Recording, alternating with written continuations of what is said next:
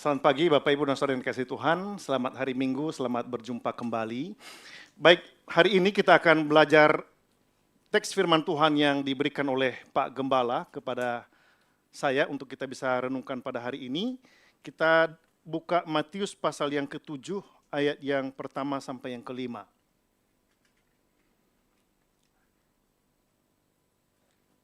Matius pasal 7 ayat 1 sampai yang ke-5. Mari kita membaca secara bersama-sama. Judulnya Hal Menghakimi, 1, 2, 3. Jangan kamu menghakimi supaya kamu tidak dihakimi. Karena dengan penghakiman yang kamu pakai untuk menghakimi, kamu akan dihakimi, dan ukuran yang kamu pakai untuk mengukur akan diukurkan kepadamu. Mengapakah engkau melihat selumbar di mata saudaramu, sedangkan balok di dalam matamu tidak engkau ketahui?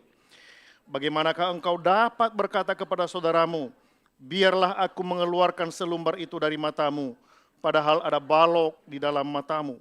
Hai orang munafik, keluarkanlah dahulu balok dari matamu, maka engkau akan melihat dengan jelas untuk mengeluarkan selumbar itu dari mata saudaramu. Amin. Ya, Bapak Ibu dan Saudara yang kasih Tuhan, bertepatan hari ini dilakukan tukar mimbar pelayanan hamba-hamba Tuhan wilayah Kanto, maka diberikanlah giliran untuk saya bisa datang dan bersekutu beribadah bersama dengan Bapak Ibu jemaat di GI3 Tokyo dan nanti sore di Pos PI Sonan. Untuk itu terima kasih baik kepada Pak Gembala, Pak Sumi, bahkan juga Pak Mimbar di sini, dan Pak Gerson, Pak Samuel, dan para majelis boleh memberikan kesempatan. Senang bisa melihat Bapak Ibu dan Saudara semuanya. Nah, untuk itu dari firman Tuhan yang tadi barusan kita baca, kita akan merenungkannya tentang hidup dalam ketulusan. Waktu Pak Mimbar menyampaikan teks ini, saya juga bergumul, apa ya yang cocok dengan tema ini, searah dengan tema tahunan GI3 se-Jepang. Kita sudah tahu tema kita bagaimana jemaat yang memiliki hati seperti Kristus. Lalu akhirnya saya bergumul dan berdoa, dan akhirnya saya memberikan tema ini yang kita akan pelajari bersama-sama tentang meneladani ketulusan Kristus. Kita akan belajar bagaimana menerapkan dan menghidupi, bahkan menggarap dalam diri kita sebuah namanya ketulusan. Untuk itu Bapak Ibu, kita bertanya-tanya, kalau kita berbicara tentang ketulusan, apa masih relevankah? Dunia sekarang penuh dengan tipu-tipu, benar enggak? Dunia sekarang penuh dengan trik-trik. Sulit kita menemukan orang yang lurus pikirannya, lurus perkataannya, dan hatinya juga lurus. Terkadang kita mendengar hal yang baik di depan matanya, di depan mata kita juga, tapi di belakang ada trik-trik yang sulit kita untuk mengetahuinya. Lalu kita bertanya, tapi di sini tidak ada ya. Biasanya ini ada di sana sini. Ya, Bapak Ibu, kita sering sekali melihat fakta yang ada di sekeliling kita. Dunia itu penuh dengan trik-trik, baik dalam dunia pendidikan, dunia kerja, politik apalagi. Bahkan parahnya dalam dunia pelayanan pun ada trik-trik. Dan itu kita lihat, kita tidak berbicara masalah gereja sekarang lah. Ini dunia agama Yahudi pada masa itu. Orang Farisi dan ahli Taurat banyak trik sekali untuk bertemu dengan Yesus. Mereka bertanya bukan untuk bertanya, tapi untuk mencobai dia. Sering ya, nah itu namanya trik-trik. Atau kita melihat ketidakjujuran. Ya, dengan senang hati bertemu Bapak. Tapi di belakangnya, sebenarnya tidak senang juga bertemu Anda. Seringnya kita hadapi itu ya. Tapi apa kita masih berbicara tuluskah dalam situasi ini Bapak Ibu? Atau kita sering sekali mendengar atau melihat, membaca manipulasi. Manipulasi data, manipulasi biaya, manipulasi cinta bahkan. Mengungkapkan cinta tapi manipulasi juga yang ada di depannya. Wah susah ya. Ini pendeta atau hamba Tuhan terlalu idealis membahas tentang ketulusan. Masih mungkinkah kita berbicara ketulusan di dunia yang penuh dengan kemunafikan sekarang? Bapak Ibu, inilah Yang memang kita tidak bisa pungkiri dunia sudah jatuh dalam dosa, tetapi kita bersyukur karena kita punya teladan yang agung, yaitu Yesus Kristus. Kita bersyukur, kita telah diangkat menjadi anak-anaknya, dipilih untuk melihat dia dan meneladani keteladanan kehidupan Tuhan Yesus. Bapak Ibu, saya kagum sekali dalam sebuah pengakuan. Ini bukan pengakuan sembarang orang. Di kalangan orang Yahudi itu ada ahli Taurat, orang Farisi, ada orang Saduki. Tapi coba cek dalam Markus pasal 12 ayat yang ke-14, ini pengakuan orang Saduki. Orang Saduki itu pemimpin agama sekaligus bisa terlibat menjadi politisi di kalangan orang Yahudi pada masa itu. Mereka berkata begini, orang-orang itu datang dan berkata kepadanya, "Guru, kami tahu engkaulah seorang yang jujur dan engkau tidak takut kepada siapapun juga, sebab engkau tidak mencari muka, melainkan dengan jujur mengajar jalan Allah dengan segala kejujuran," dan seterusnya ya. Ini memang berbicara masalah uang juga ini masalahnya. Tapi perhatikan, ini pengakuan bukan dari sekolah minggu. Bukan juga dari jemaat yang buta tentang apa itu kebenaran. Ini pengakuan dari pemimpin agama Yahudi, kelompok Saduki pada masa itu. Dan mereka melihat Yesus. Dalam diri Yesus, jujur, tidak cari muka, tidak manipulatif. Tidak ada trik-trik. Bahkan dikatakan tidak takut kepada siapapun. Nah ini Bapak Ibu, maka kita ternyata tidak terlalu idealis kalau berbicara, belajar meneladani ketulusan Kristus. Dalam diri Yesus kita bisa menemukan namanya ketulusan. Dan saya rindu, kita rindu semua kita hari ini pulang dari sini menjadi seorang suami yang tulus. Menjadi seorang istri yang tulus, pekerja yang tulus, pelajar yang tulus, pelayan yang tulus. Dalam segala hal, akhirnya nama Yesus boleh dimuliakan melalui hidup kita. Itu kerinduan kita. Kalau kita melihat konteks ini, Yesus tidak juga sebenarnya minta pengakuan dari mana-mana. Tolong dong nilai saya, bagaimana menurutmu? Kasih tahu sejujur-jujurnya tentang saya. Tidak ada ya, Yesus tidak bertanya begitu.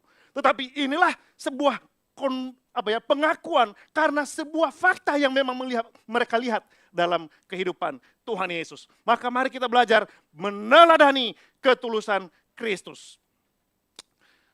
Yesus berkata begini, karena dia seorang yang tulus, seorang yang hidupnya bisa dipertanggungjawabkan, ia berkata kepada para muridnya dalam Matius pasal yang ke-10 ayat 16, "Hendaklah kamu cerdik seperti ular dan tulus seperti merpati." Kalau kita lihat mengapa pilih ular, kok enggak pilih harimau gitu loh. Mengapa pilih merpati? Ya sederhananya gini aja deh. Ular itu adalah sejenis binatang yang dimusuhi oleh banyak binatang, termasuk manusia juga memusuhi ular. Betul enggak? Enggak suka dengan ular. Tapi meskipun ular tidak disukai, kata Yesus, engkau jangan bermanuver untuk mencari amanmu, lalu mengorbankan orang lain. Meskipun orang tidak suka denganmu, tetap lurus hidupmu. Itu contoh untuk ular. Yang kedua, tuluslah seperti merpati. Bapak Ibu, mengapa merpati? Yesus mengutus kita ke tengah serigala, tapi kita hanya merpati. Coba dia bilang, aku mengutus juga kamu sebagai singa di tengah-tengah mereka. Mengapa harus merpati? Nah Bapak Ibu, dari berbagai penafsiran, sedikit saja informasi tentang merpati dikatakan, ini juga salah satu binatang yang sangat rentan terhadap mara bahaya. Dia lemah, tidak mampu menyelamatkan diri seperti burung elang atau raja wali contohnya. Tapi meskipun dia sangat rentan terhadap mara bahaya, Yesus mengutus para muridnya. Jangan engkau menghalalkan segala cara demi mencari aman. Inilah ketulusan. Betul ya? Kalau mau hidup benar di hadapan Allah, jangan halalkan segala macam cara. Meskipun dunia kita temui suka menghalalkan berbagai macam cara, menyambung cerita ini, cerita itu, memanipulasi data sana sini, macam-macam demi amannya dia. Tapi kebenaran tetaplah kebenaran. Kebenaran akan terungkap dan tidak ada yang bisa menghalanginya. Maka Bapak Ibu Saudara yang dikasihi Tuhan, disinilah Tuhan Yesus menunjukkan kepada kita bahwa tidak mustahil para pengikutnya kelak juga bisa menjadi orang tulus, termasuk kita di sini. Mari kita teruskan. Ketulusan, Bapak Ibu, itu bisa memampukan kita untuk mengasihi orang lain. Kita dimampukan untuk menerima sesama dalam segala keadaannya. Namanya juga tulus. Jadi tidak punya motivasi hal-hal yang tersembunyi di belakangnya.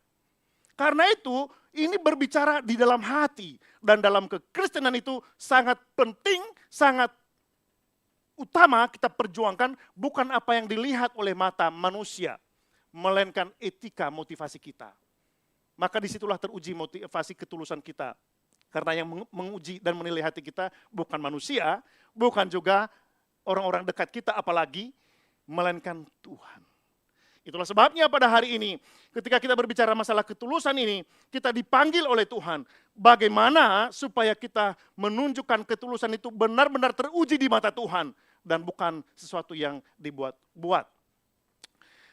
Dalam kehidupan kita, setiap orang, ada dua bagian tubuh kita yang sangat sensitif terhadap perilaku orang. Hati dan mata, betul enggak? Kalaupun nanti akhirnya kita menyikapi dengan berbagai macam cara, itu hanya sebagai respons dari apa yang ditangkap oleh hati dan mata kita.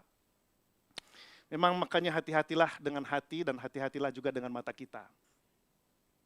Karena itu yang sering sekali langsung berespons atas setiap perilaku setiap orang.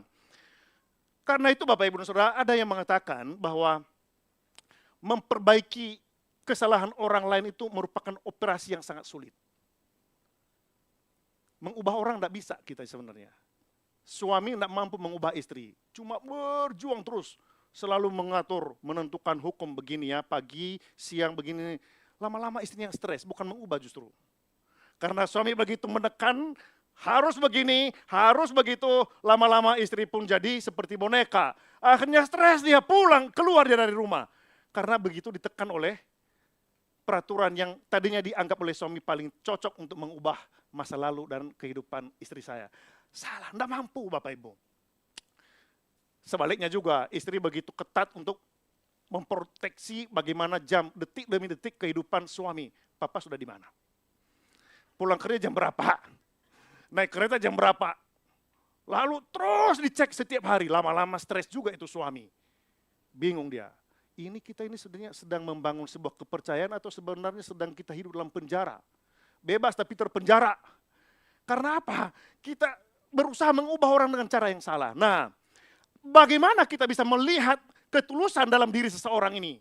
Bapak Ibu Saudara, kita perlu melihat operasi ini membutuhkan ketepatan penglihatan dan kelembutan sentuhan seperti seorang dokter mata. Kata penafsir bagian ini. Dokter mata memang sangat sensitif kan melihat mata kita. Tapi dia tahu dan dia tidak sembarangan. Sehingga dia begitu mendiagnosa dengan tepat, melihat satu bagian demi satu bagian, sampai akhirnya mata ini bisa ditangani dengan tepat dan tanpa mengakibatkan kerusakan. Untuk itulah Bapak Ibu dan Saudara, untuk kita bisa melihat kita tulus kepada orang lain, lihat mata kita. Lihat hati kita, apakah sungguh benar-benar bisa searah dengan maksud dan kebenaran Kristus. Dari situasi seperti ini, kelihatannya waduh beratlah untuk menjadi orang tulus. Dan terus terang, ini memang berat jikalau kita lihat dari sudut pandang orang di luar kekristenan. Tapi ketika kita melihat ini dari sudut pandang, saya murid Yesus, kita bisa belajar dari sana. Mari kita lihat, untuk bisa lebih menolong kita memahami tentang ketulusan ini dari konteks. Sebelumnya ada seorang penafsir bernama, ini dari seorang Liverpool. Dari Liverpool bernama J.C. Ryle. Dimanapun Kristus dikenal dan ditaati, akan selalu menemukan sukacita dan kedamaian sejati. Betapa bahagianya dunia jika ajaran Kristus ditaati dengan ketat. Penyebab utama dari separuh penderitaan umat manusia adalah sifat mementingkan diri tadi ya. Banyak trik-triknya, manuver-manuver dan kemunafikan. Juga perselisihan, ketidakbaikan serta kurangnya kasih. Inilah masalahnya hidup dalam penderitaan. Termasuk dalam keluarga kita juga sebenarnya. Kita sering banyak menderita dalam keluarga kita, meskipun kita mengaku keluarga Kristen, karena hilangnya kasih di sana. Yang ada apa? Tuntutan demi tuntutan, selalu menghakimi satu sama lain. Anak-anak menghakimi orang tua menghakimi anak-anak. Apa yang terjadi? Penderitaan yang mungkin tidak terungkap kepada orang rumah sendiri, tapi di luar sana dia ungkapkan dan ekspresikan dengan begitu masif. Maka Bapak Ibu dan Saudaraku, mari kita melihat kata J.C. Ryle, satu-satunya cara untuk menolong ini, belajarlah dari keteladanan dan kasih daripada Kristus. Itu teladan yang sangat sempurna. Ya, satu-satunya cara dan jawaban atas situasi dunia, termasuk atas situasi kehidupan kita. Untuk itu konteksnya kita bisa lihat dan menolong kita untuk memahami bagaimana saya bisa mengaplikasikan, mengalami dan menghidupi tentang ketulusan ini. Kita lihatlah, kitab Matius ditulis oleh Rasul Yesus Kristus sendiri dan penerimanya adalah orang Yahudi, Bapak Ibu. Kita tahu orang Yahudi, mereka begitu kuat tentang Taurat. Lebih baik putus leher daripada Taurat dilanggar. Benar ya? Maka kalau begitu kuat dengan hukum yang begitu kaku seperti itu, tidak ada kasih di sana. Bagaimana kita bicara dengan ketulusan? Justru itulah Yesus menolong para pendengarnya. Jangan ikuti pola pikir orang-orang Yahudi yang begitu kaku terhadap Tauratnya, tapi tidak pernah mengenal Tuhan melalui ketaatan itu. Tetapi kalau engkau belajar tentang ketulusan, belajarlah dari Kristus. Kenalilah secara pribadi tentang Yesus. Yang kedua, kita lihat konteks lebih dekat lagi. Ini kan khotbah di bukit, Bapak Ibu. Mulai Matius 5 sampai Matius pasal yang ke-7, itu adalah khotbah tentang khotbah di bukit. Dan apa yang terjadi di sana? Penekanan yang dikerjakan oleh Yesus yang dia ajarkan di sana bahwa pentingnya menekankan nilai kerohanian daripada sekedar beribadah. Contoh, orang Yahudi mengenal jangan mencuri. Wah, itu aja yang mereka pikir. Maka setiap ada orang yang mencuri langsung hukum rajam atau ada ketentuan-ketentuan yang sudah diatur oleh mereka. Tapi Yesus katakan lebih dalam daripada itu. Bukan hanya praktek mencurinya sebenarnya, tapi mengingini punya orang lain pun itu sudah dianggap sebagai dosa. Masih lebih jauh lagi Yesus inginkan kepada mereka tentang bagaimana supaya nilai kerohanian itu jauh lebih diutamakan, diperjuangkan daripada sekedar tunduk dan taat pada sebuah hukum. Konteks yang sangat dekat dengan pembacaan kita hari ini. Yaitu kalau Bapak Ibu melihat mulai dari pasal 6 ayat yang pertama sampai yang terakhir, itu adalah satu pola pengajaran tentang kehidupan pola pikir sorgawi. Mengapa? Di sana memberi sedekah. Di sana tentang doa, tentang puasa, bahkan tentang kekhawatiran segalanya dihadapi dengan pola pikir sorgawi. Kalau kita sudah dikendalikan dan dikuasai oleh pola pikir sorgawi begini, maka baru masuk dalam Matius pasal 7. Itu yang dikehendaki oleh Yesus. Jadi untuk bisa membangun ketulusan, milikilah pola pikir Kristus. Contoh praktisnya. Kalau umpamanya kita berrelasi dengan seseorang lalu tiba-tiba kita konflik. Kita harus menyelesaikan masalah itu, jangan kita tonjolkan dulu kedagingan kita untuk menghadapi dia. Lalu yang terjadi di sana apa? Bukan penyelesaian masalah yang ada, malah saling menuding.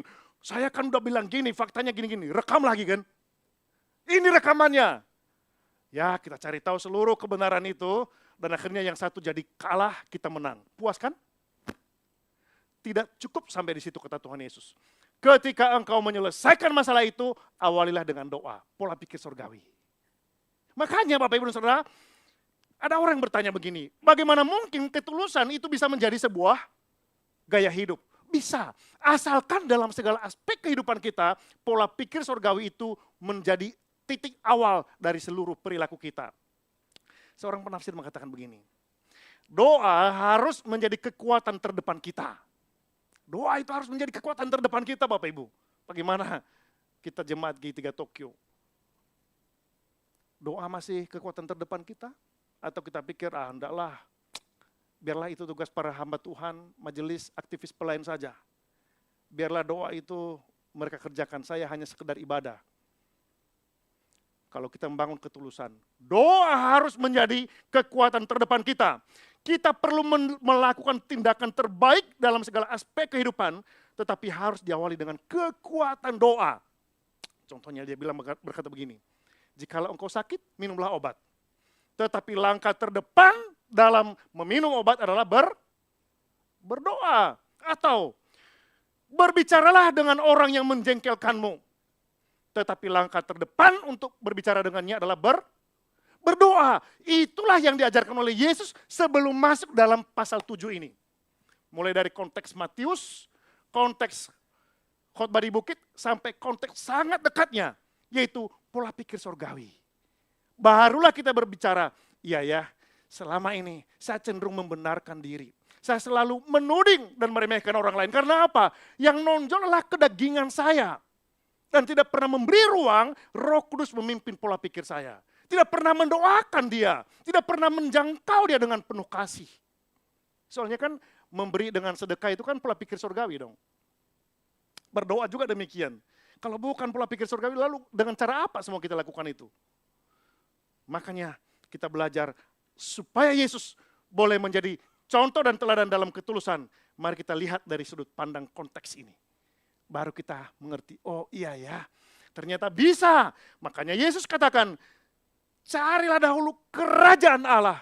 Baru kita bisa mengerti bagaimana menyikapi perilaku orang lain kepada kita. Jadi kita menjadi anggota daripada kerajaan Allah itu sendiri. Dan rajanya adalah Kristus. Dan jikalau Kristus sebagai rajanya, maka semua situasi ini kita bisa selesaikan.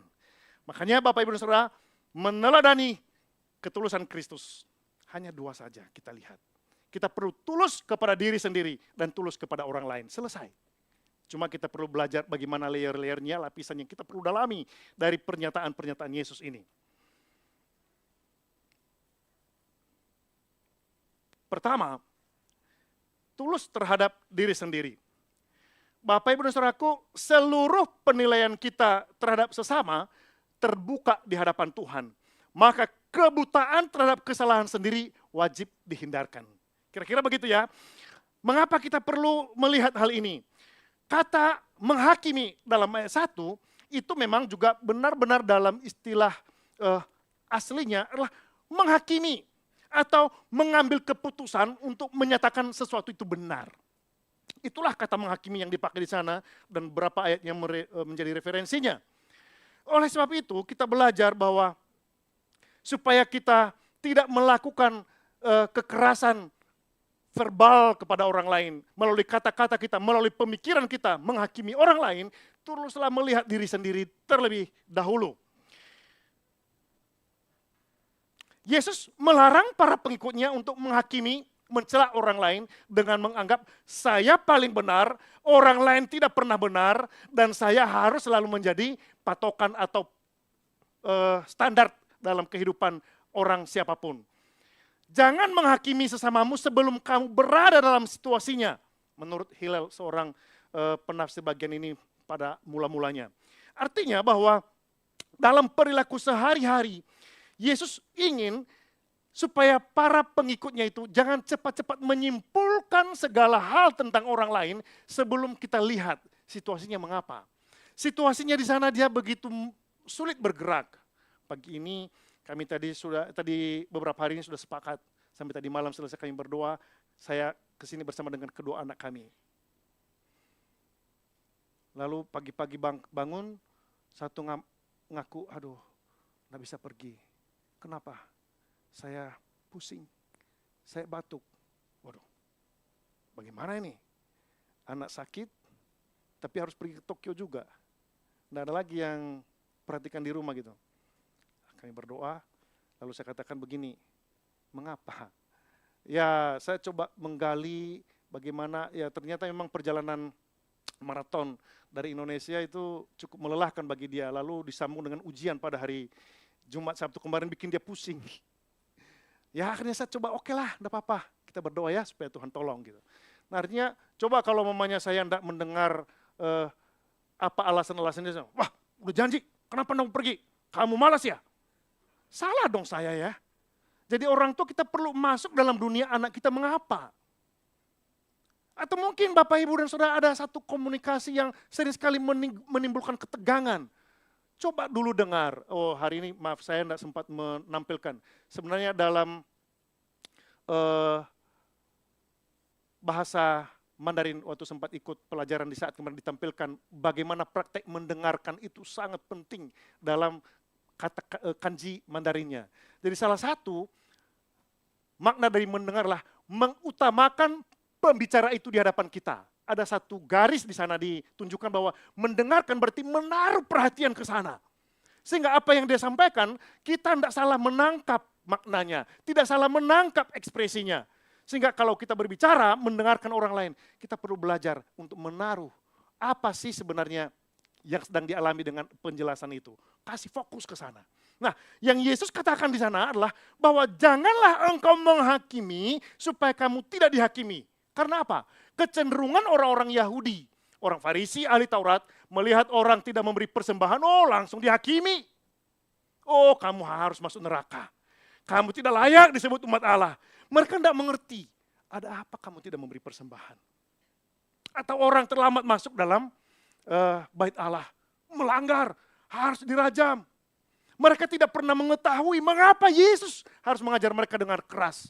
Yang ada adalah kebencian memusuhi Yesus. Terus menerus tanpa melihat apa maksud Yesus mengajarkan segala kebenaran kepada mereka pada masa itu. Jadi kita perlu belajar untuk masuk dalam situasi orang itu.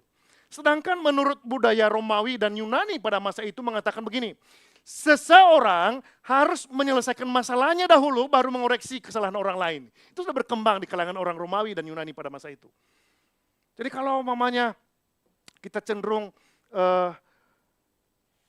mengurus keadaan orang lain, mengurus pikiran orang lain, perilaku orang lain, tapi pada waktu yang sama kita juga melakukan hal yang sama, kata orang Yunani dan Romawi, Anda munafik. Anda menunjuk orang seperti ini, padahal kamu sendiri juga kamu tunjuk sebenarnya.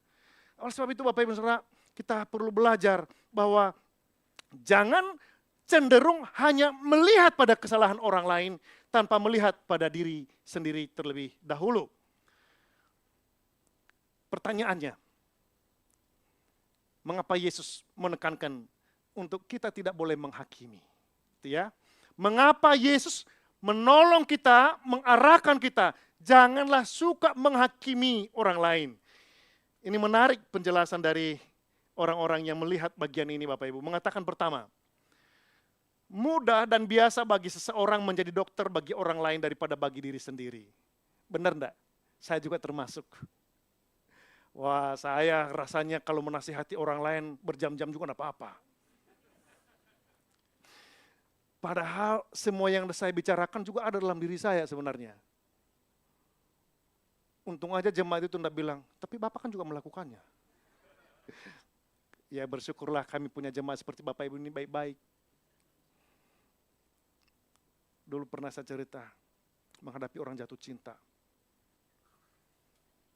Lalu, Pak, menurut Bapak bagaimana? Bertahanlah. Tapi waktu saya pulang, saya tergelitik. Seandainya saya di posisinya bagaimana ya? Nah, kadang-kadang itulah. Ya saya sendiri ya, saya tidak mau melihat orang lain. Saya sendiri melihat orang lain. Kadang-kadang kita begitu gampang menjadi dokter bagi orang lain. Baru dia tanya satu hal, penjelasan kita sudah 20. Makanya Yesus katakan, masuklah dulu dalam dunianya, dalam konteksnya baru engkau memberikan dia nasihat. Supaya engkau mengerti dan tidak salah berbicara. Itu yang pertama. Yang kedua, akar dari penghakiman biasanya lah kebencian. Betul enggak? Kita sudah benci sebenarnya. Maka apa yang kita ungkapkan itu bukan oleh karena kita tahu sebenarnya kebenaran. Tetapi karena memang kebencian ini saya mau lampiaskan kepada dia. Kalaupun bukan karena kebencian, itu menurut penafsir mengatakan, itu berarti karena Anda tidak peduli kepada kebenaran yang harusnya menjadi patokan, patron kehidupanmu. Makanya Yesus katakan, janganlah menghakimi. Karena engkau harus lebih tunduk kepada kebenaran itu. Supaya engkau tidak salah bertindak, salah menyikapi, salah menilai orang yang ada di sekelilingmu. Karena itulah Bapak Ibu dan Saudaraku yang dikasihi Tuhan. Kita belajar untuk tuluslah dengan diri sendiri. Jujur dengan apa yang ada dalam hati kita. Jujur dengan apa yang sedang kita pikirkan di hadapan Allah. Baru kita melihat kesalahan yang sama yang dilakukan oleh orang lain. John Calvin mengatakan begini, perkataan Kristus ini tidak mengandung larangan mutlak untuk menghakimi, tetapi dimaksudkan untuk menyembuhkan penyakit yang tampaknya alami bagi kita semua, yakni membesarkan diri dan merendahkan orang lain. Betul ya? Kita sering ada penyakit alami itu, tidak perlu sekolah sampai S3 untuk itu. Dalam diri kita sudah ada terbentuk. Siapa yang salah? Dia. Siapa yang benar? Saya. Kapan Anda berbuat? Tidak pernah. Padahal ada dia sebenarnya di sana. Selalu membesar-besarkan diri dan merendahkan orang lain. Seolah kita sering berkata, kalau bukan saya itu tidak mungkin terjadi. Padahal itu hanya disebut dengan sindrom Savior syndrome. Sindrom menjadi juru selamat. Kita menganggap kita yang harus menjadi juru selamat bagi orang lain. Dan dia tidak mampu menolong dirinya. Itulah yang ada dalam diri sendiri. Menurut Calvin, itulah penyakit yang sudah alami dalam kehidupan manusia yang sudah berdosa, termasuk saya, termasuk kita yang ada di sini. Akibatnya kita selalu membesar-besarkan kesalahan orang lain padahal kecil sebenarnya. Kalau orang ngomong sedikit saja salah, kita udah beberkan sana sini. Jadi status pula. TikTok, itu tadi pendeta itu sembarangan ngomong dia gini. Padahal yang dia buat dengan perkataan yang sama jauh lebih berbahaya. Bapak Ibu, inilah kita perlu tulus, jujur dengan diri sendiri. Supaya kita tidak hanya melihat orang lain selalu rendah di depan mata kita dan kita lebih mengagung-agungkan diri sendiri. Natur keberdosaan manusia menyanjung diri sendiri dan mengecam orang lain. Itulah yang ada dalam diri sendiri ini ya. Itulah makanya waktu Adam dan Hawa jatuh dalam dosa, mereka dalam persekutuan yang indah sebenarnya dengan Tuhan. Tiba-tiba Tuhan bertanya, hai Adam di manakah engkau, hai Hawa, macam-macam mereka berbincang. Padahal tadinya mereka begitu intim suami istri. Setelah masuk dalam dosa, apa yang terjadi? Itu wanita yang kau kasih di sebelahku itu yang bersalah. Enggak, ini si ular, macam-macam. Mulai membesar-besarkan diri dan melemparkan kesalahan kepada orang lain. Itulah wujud nyata akibat dosa yang pertama masuk dalam kehidupan manusia. Meremehkan diri sendiri, kesalahan sendiri, dan membesar-besarkan kesalahan orang lain. Bersikap keraslah terhadap diri sendiri sebelum menghakimi sesama. Makanya Yesus katakan, jangan engkau menghakimi sesamamu.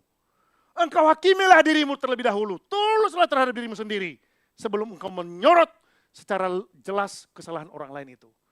Maka Bapak Ibu kita perlu belajar, mohon anugerah Allah memampukan kita adil, jujur seperti Yesus terhadap diri sendiri. Tapi lihatlah, ternyata Yesus menghibur hati kita. Meskipun ini juga tidak gampang, tapi Yesus mengajarkan bahwa kita perlu belajar untuk saling mengasihi. Untuk menegur satu sama lain. Jikalau orang lain bersalah, kita perlu hadir di sana. Itulah makanya dia mengajarkan dalam hal itu di Matius pasal 18 ayat 15-20. Ada tahapan-tahapannya. Jadi sebelum kita melihat, mengambil keputusan kesimpulan tentang seseorang, dekati dia. 4 mata, bawa saksi, bawa di hadapan orang, baru umumkan dia. Jadi tidak sekedar hanya menuding macam-macam tanpa melihat secara faktual apa sebenarnya yang terjadi dengan orang itu. Itulah yang Yesus katakan. Bukan berarti kita tidak memperhatikan orang lain. Bukan berarti kita tutup mata terhadap kesalahan orang lain. Justru kita perlu belajar untuk saling menasihati. Bahkan prakteknya ada lagi. Coba kita lihat bagaimana kehidupan berelasi dalam keluarga.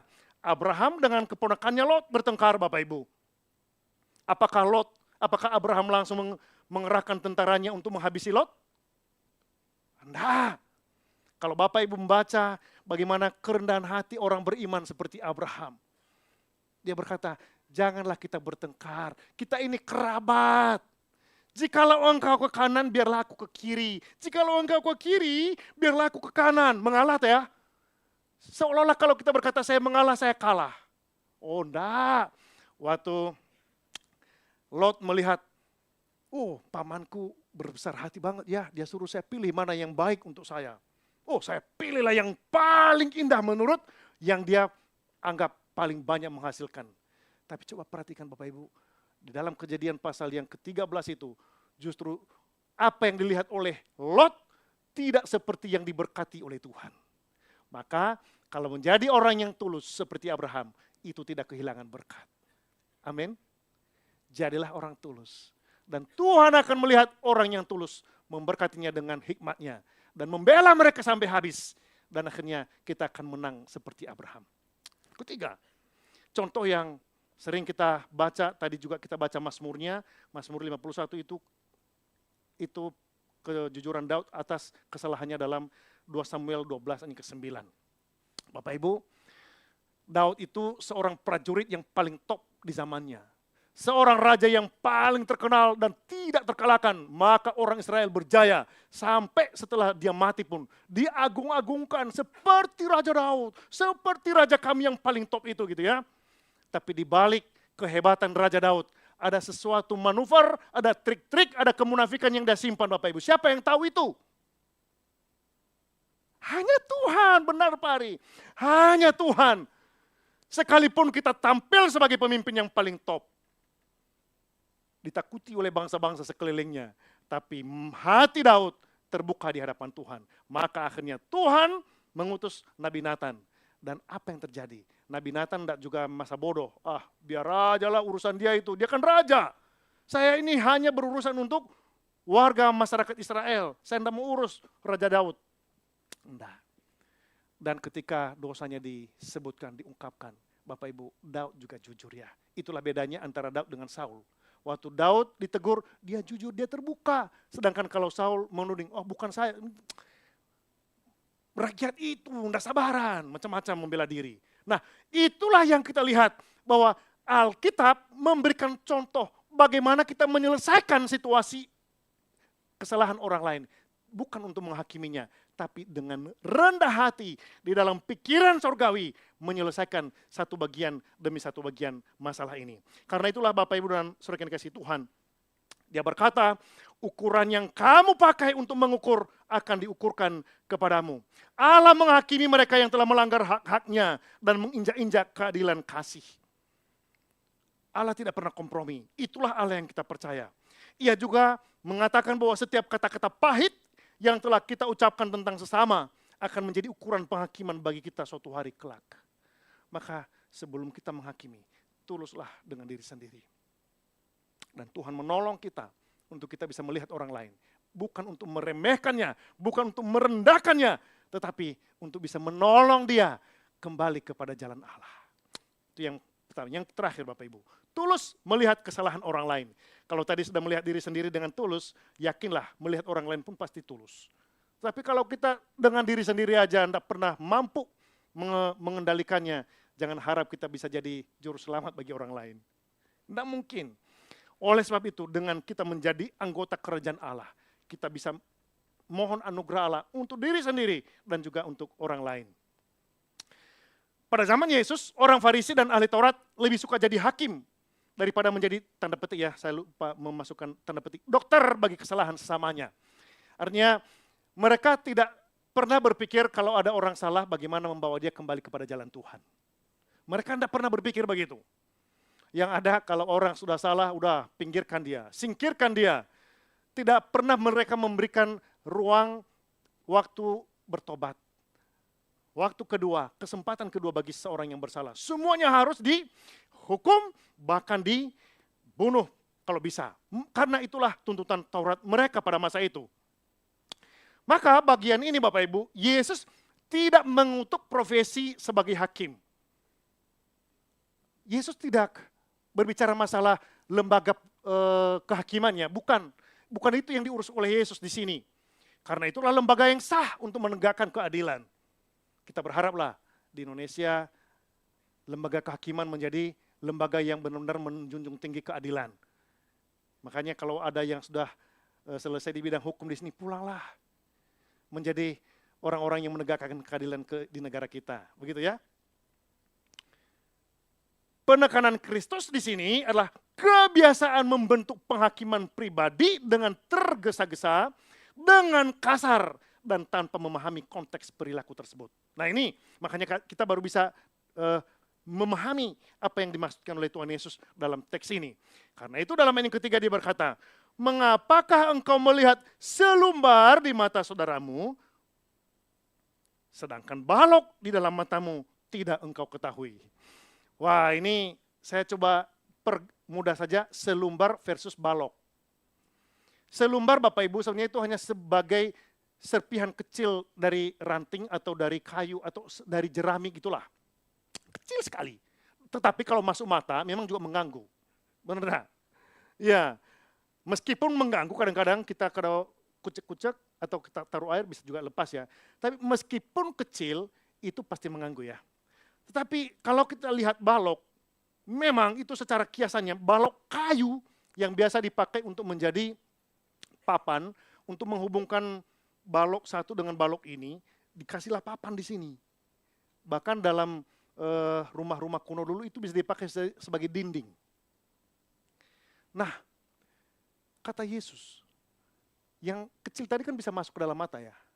Sedangkan kalau balok itu tidak bisa masuk ke dalam mata, bahkan udah menutup di depan ini. Yesus katakan, engkau mampu ya melihat yang kecil di mata saudaramu. Tapi balok di depan matamu itu, kok bisa-bisanya kamu nggak lihat gitu loh. Apa masalah sebenarnya yang terjadi di sini Bapak Ibu? Mengapa hal yang sepele menjadi sebuah konsep mereka. Mereka begitu serius membicarakannya. Padahal masalah yang begitu besar. Ibaratnya curi satu kilo gula dituntut ke pengadilan. Tapi korupsi 1 miliar tidak pernah dibicarakan. Udah diam aja. Banyak orang penting di belakangnya. Kata Yesus, kita perlu melihat segala sesuatu dengan penuh kejujuran. Maka Bapak Ibu, Yesus mengatakan begini, hai orang munafik, keluarkanlah dahulu balok dari matamu. Seseorang harus terlebih dahulu memulai dari dirinya sendiri, memperhatikan dosa-dosanya sendiri, menegur dirinya sendiri dan berubah, ya, menegur dirinya dan berubah.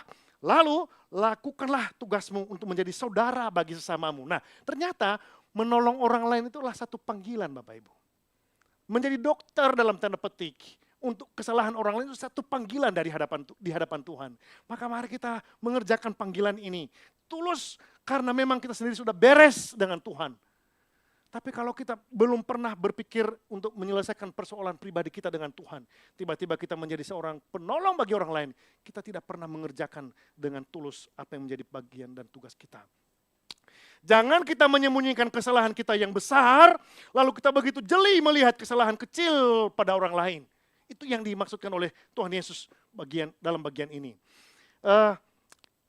Martin Luther juga mengatakan begini, agar Kristus dapat memperingatkan kita dengan mendalam, ia mengambil perumpamaan yang keras. Jadi Yesus itu dalam pengajaran tertentu, dia memberikan cara yang begitu keras, agar dia dapat menolong orang-orang yang mendengarnya, memahami apa yang dimaksudkan oleh Kristus. Supaya kita jangan hanya fokus untuk melihat orang lain, tapi belajarlah melihat dengan serius apa yang terjadi dengan kehidupan setiap kita di hadapan Allah.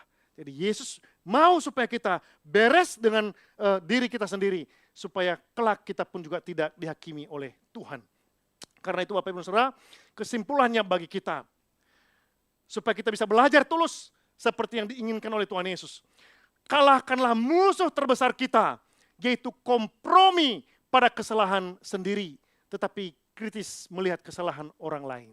Ini penyakit yang begitu alami yang tadi kita sudah singgung.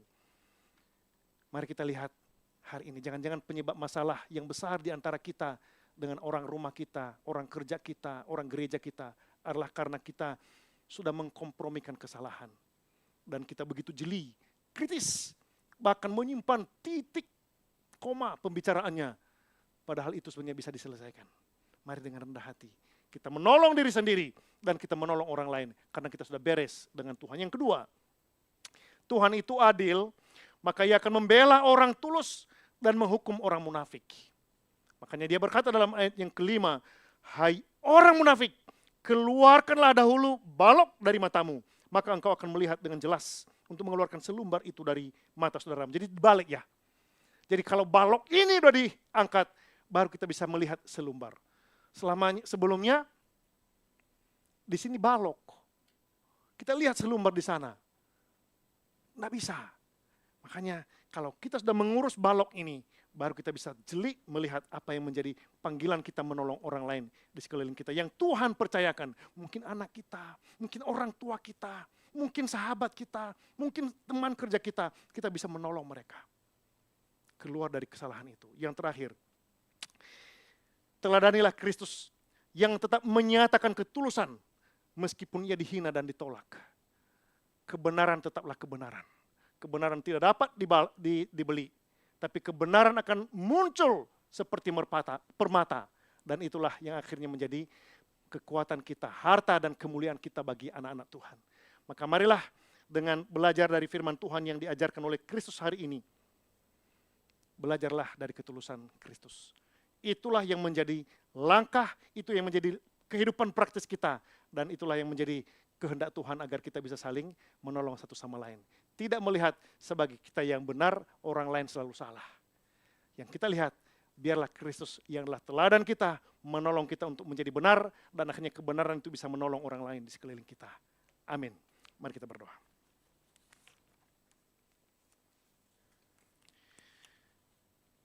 Bapa, kami bersyukur hari ini Engkau boleh menyertai, Engkau menolong kami memahami kebenaran-Mu yang begitu dalam, begitu agung. Ampuni kalau selama ini kami begitu egois dengan kehidupan dan karakter kami. Kami tidak melihat orang lain dalam konteks mereka. Kami selalu mengedepankan bahwa kami orang yang paling benar dan paling layak didengar. Sementara orang lain harus selalu direndahkan dan tidak pernah menjadi benar. Ampuni Tuhan. Tapi biarlah melalui firman Tuhan hari ini kami dibenarkan oleh Tuhan. Kami dibentuk pola pikir kami. Dan akhirnya kami boleh peka.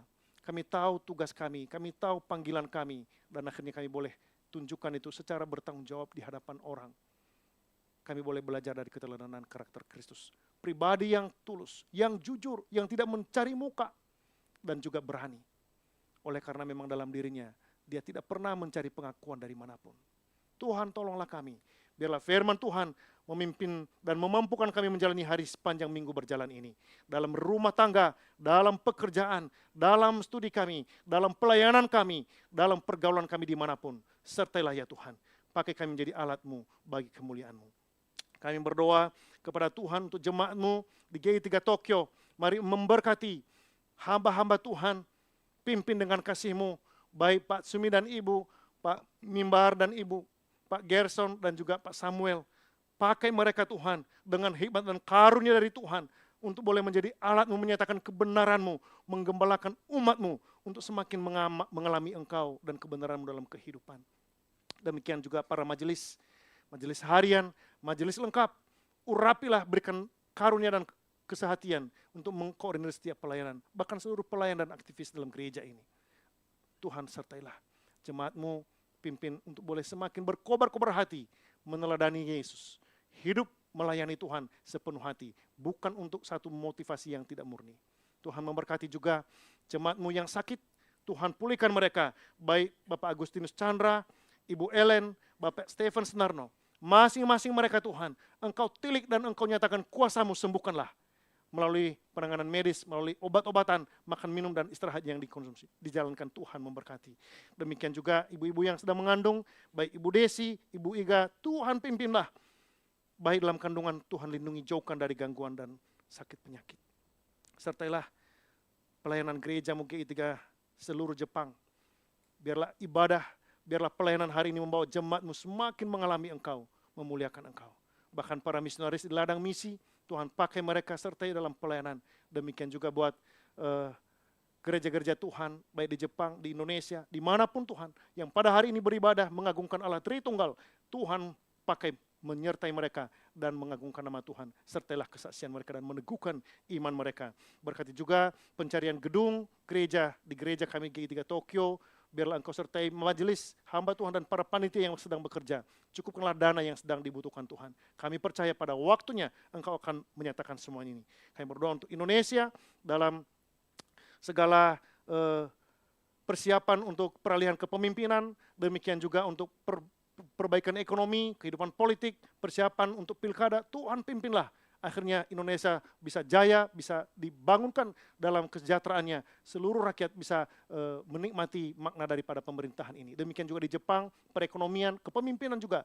Biarlah Tuhan jadi boleh sertai dan pimpin Bapak. Ini doa kami. Kami mohon Tuhan menyertai seluruh jemaat Tuhan yang dalam minggu ini Engkau tambahkan usia satu persatu mereka. Berkati dalam usia yang baru, semakin menghidupi panggilan-Mu, melayani-Mu, semakin mengasihi-Mu, dan juga menjadikan Kristus Raja atas hidup mereka. Jemaat-Mu pimpinlah. Kami bawa doa kami dalam nama Tuhan Yesus, Tuhan dan Juru Selamat kami yang hidup, yang sudah mengajar kami berdoa bersama-sama. Bapa kami yang di sorga, dikuduskanlah nama-Mu, datanglah kerajaan-Mu, jadilah kehendak-Mu di bumi seperti di sorga. Berikanlah kami pada hari ini makanan kami yang secukupnya. Dan ampunilah kami akan kesalahan kami, seperti kami juga mengampuni orang yang bersalah kepada kami. Dan janganlah membawa kami ke dalam pencobaan, tapi lepaskanlah kami daripada yang jahat. Karena Engkau yang punya kerajaan dan kuasa dan kemuliaan sampai selama-lamanya. Amin. Kami kembalikan kepada liturgos.